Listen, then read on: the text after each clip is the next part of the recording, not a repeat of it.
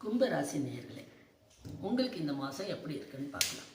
கும்பராசி நேயர்களுக்கு 2ஆம் இடத்துல சனி உங்கள் ராசியிலேருந்து மீனத்தில் இருக்கார். இப்போ அங்கேருந்து வக்கரம் மாறார். 2ஆம் இடத்துல இருக்கும்போது நம்ம எப்பவுமே என்ன சொல்லுவோம், வாக்கில் நிதானம் தேவை, பேசும்போது பார்த்து பேசணும்னு சொல்லுவோம். அதுக்கேற்ற மாதிரி இப்போ 6ஆம் இடத்துல குருவும் சூரியனும் இருக்கார். அங்கேயே இருந்தால் என்ன, 6ஆம் இடத்துல இருந்தாலும் வம்பு வழக்கு பிரச்சனைன்னு தான் சொல்லுவாங்க. அதுக்காக நம்ம பேசாமல் இருக்க முடியாது. தேவைக்கு பேசுங்க, தேவையில்லாமல் வார்த்தைகளை விடாதீங்க. உடல் நலத்துலேயும் அக்கறை தேவை கும்பராசிக்கு. ஏன்னா உடல் நிலைமையும் பாதிப்பு ஏற்படும். திடீர்னு ஃபீவர் வரும், கோல்டு வரும். அப்புறம் இந்த ஏன்னா அந்த ஆகஸ்ட் 15 வரைக்கும் கொஞ்சம் கேர்ஃபுல்லாக இருங்க. அதுக்கப்புறம் சூரியன் நகர்ந்து 7ஆம் இடம் போய்டுறாரு அவர் வீட்டுக்கு.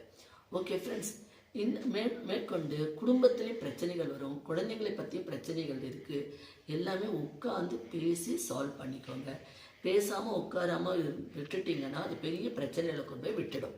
ஓகே ஃப்ரெண்ட்ஸ், இந்த எபிசோடு உங்களுக்கு பிடிச்சிருக்கோன்னு நினைக்கிறேன். இந்த மாதம் உங்களுக்கு சந்திராஷ்டம தினம் 16-17. கொஞ்சம் கேர்ஃபுல்லாக 15 தேதி வரைக்கும் அமைதியாக இருங்க. அதுக்கப்புறம் கொஞ்சம் கொஞ்சமாக ப்ராப்ளம் சால்வ் ஆகும். கடன் அடையும், நோய் நொடியிலிருந்தும் விடுதலை கிடைக்கும். எல்லாமே கடன் வாங்கியிருந்தீங்கன்னா கடனும் அடைஞ்சிடும்.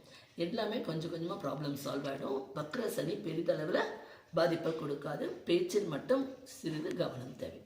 ஓகே ஃப்ரெண்ட்ஸ், இந்த எபிசோட் பிடிச்சிருந்தால் லைக் பண்ணி, ஷேர் பண்ணி, சப்ஸ்கிரைப் பண்ணுங்கள். மீண்டும் அடுத்த எபிசோடில் சந்திக்கிறேன். நன்றி, வணக்கம்.